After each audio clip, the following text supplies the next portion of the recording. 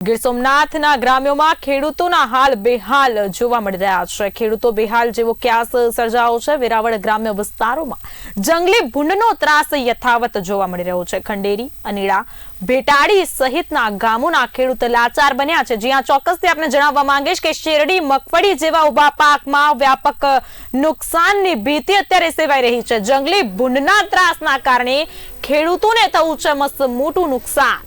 सरकार द्वारा योग्य कार्यवाही करवामां आवे तेवी लोक मांग उठी रही है। जगतनो तात फरी एकवार चिंताना वादळो वच्चे घरा होय तेवो घाट अत्यारे घडायो छे।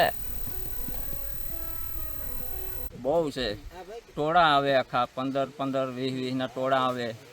भूंड आवे, रोज आवे અને ભાંગી નાખે, ગદડી નાખે। આવું બધી ખેડૂતનો હવે પૂરું જ કરી દે।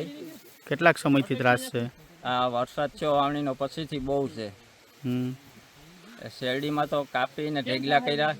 એ ઢેગલા પાછા અમારે બધી ચોખ્ખું કરીને બહારું કાઢવું પડશે। બાકીમાં પાણી જાહે નહીં, પણ મજૂરી અમારે હોયથી અમને સરકાર કંઈક સહાય કરે ફેન્સિંગની, તો અમે ફરતું ફેન્સિંગ કરી લઈએ તો અમારા ભાવમાં થાય તો, બાકી અમને પોહાય એમ નથી। પણ કેટલીક નુકસાન કરે વીઘે?